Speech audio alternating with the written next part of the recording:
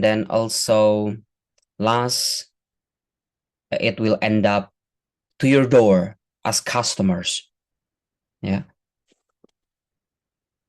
And then the business activity enable access to broader range of goods and services, enhancing quality of life.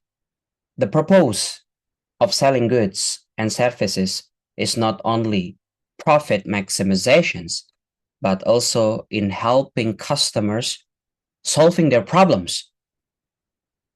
What kind of product that you offer that intrigue the customer to buy your product, that trigger them to buy your product, is not only because it will fulfill their needs, but also it can be satisfied and then enhancing quality of life. Now, if we see here, if we conclude, if we summarize, yeah, the whole system, it's coming from the input, go through processing and output, which there is a supply process, producing process, and delivery process, which later on there is a feedback in between, which we deliver a product and the customer pay us money. That's how we can simply put the business process into 3 processes. Now, these points, yeah, I think these points is very common, which I would like to remind you, yeah, maybe from your previous grades, yeah, you already learned about the difference between goods and services in 4 ways, and there are, the things that you can see and the things that may be invisible, only you can feel it. Yeah. So first, intangible and tangible, the things that, non-physical is the natures of the service, but the product is physical, you can see it. Inseparable, the service that you receive is attached to the people who deliver the service and the process used to deliver the service, which, there are the service that you get, and then there are the people that serve you the service, is inseparable. Second, if we're talking about the product is non-perishable, which the service is perishable. Yeah, service do not last, but are usually consumed at the time of the purchase, which, if you stay at the hotel, you only stay like 1 or 2 nights, which later on you have to buy that product again, yeah, when the holiday comes. But if we're talking about the product that you have to consume, let's say you buy a car, which normally the durability is like more than 5 years in a long time. Last but not least, you will have the variable. Services are heterogeneous. For examples, that each customer experience is unique. Yeah. If we come to the restaurants, if we come to the hotel, if you order an online taxi, yeah, let's say Uber, Gojek, or any kind of product, normally you will experience different things than the other customers. Yeah. So that's just something natural.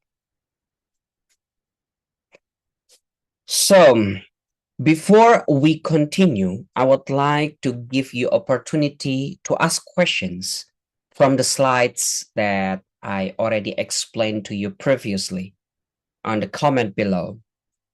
Please ask your questions And after these sessions, I will answer all the questions on the comments. Yeah, please take some times to refresh again what you already learned so far about the natures of the business. If you're done so, we will continue to another slides. And I would like to begin also with one questions. What do you know about the factors of productions? Yeah. So, I think for those who already learned business studies in your IGCSE year, which I think is in the 9th grade and the 10th grade, you already learned a little bit about the factor of productions and how you can use these 4 factors of productions to run your business. Let's start to the right side of the presentations with the dollar sign, which is capital. Yeah. It says that capital resources are sometimes referred to as a financial resources. Capital means this is the money to start up your business. Yeah. But as long as we go far with the business management, we will learn the capital is not only money.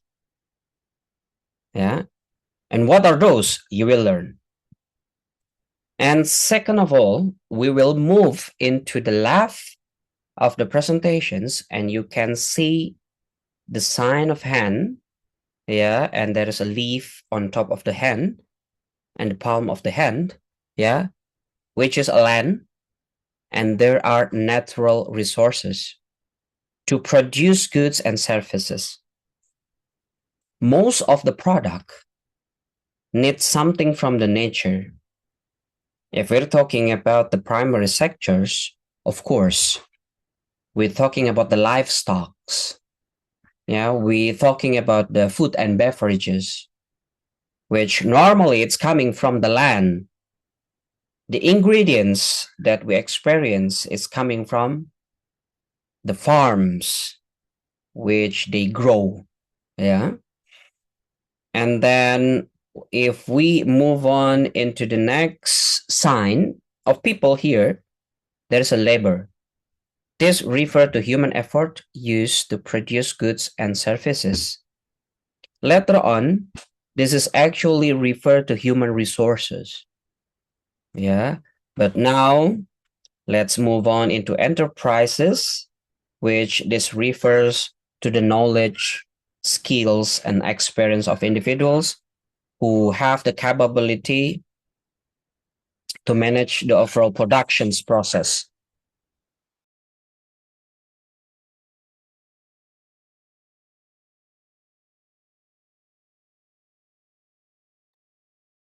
Yeah, and it's already included as the management. Yeah, it's the whole process, it's the whole departments if we're talking about enterprises. Now, here is a little bit graphic about, the business in the middles and about the factor of productions and the relationship between business and other factors. Yeah. And if we see the business needs, from the factors of the productions, it will relate it and it will incorporate it and connect it to all things that we need in the business.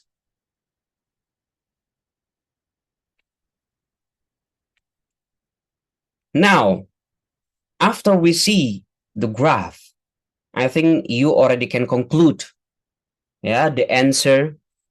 In order to provide goods and services, business carry out a number of functions in large organizations.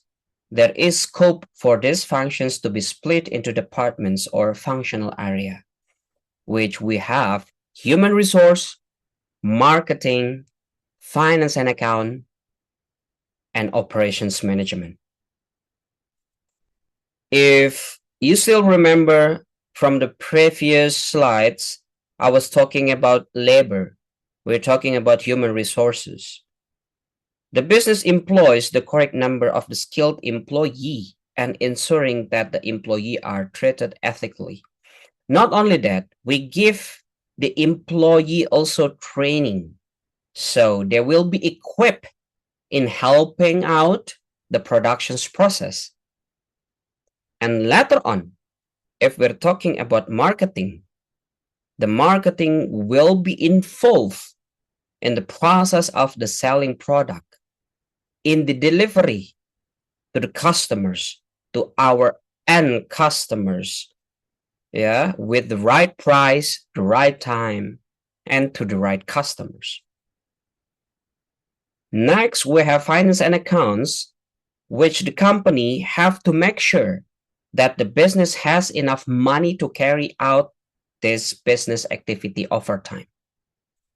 Yeah, which we have to understand in order to survive and in order to have the continuity of the production's process, the finance of the company must be healthy. Next, the operations management, which this department normally will be, working together with the other departments, yeah, in planning how, in what quantity goods and services are to be produced. Yeah. So those are the main functions of the business. Yeah. Now, my work to you, I will give you one assignment, and in the futures and in the next sessions, or maybe after these sessions, you can give me some examples, yeah, from any prominent company that maybe you already been customer for a long time. Yeah, so please name one, and then just stretch their organization structure, yeah, and their departments, and you can identify how they go through human resource process, what kind of marketing strategy, and then what their financial status and how they operate. Just a simple example that you can get. Yeah.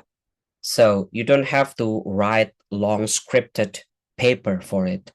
Yeah, just human resource, how many employee, marketing, this kind of advertising strategy, finance and account, how much money they earn, yeah, and operations management, where is the locations of the productions.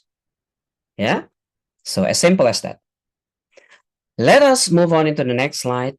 And this is the beginning that I would like to explain to you the sectors of industry.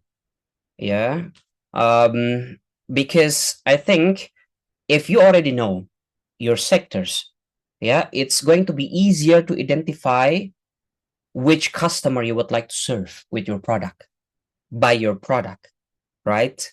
So now, before we begin, I would like to also show you the data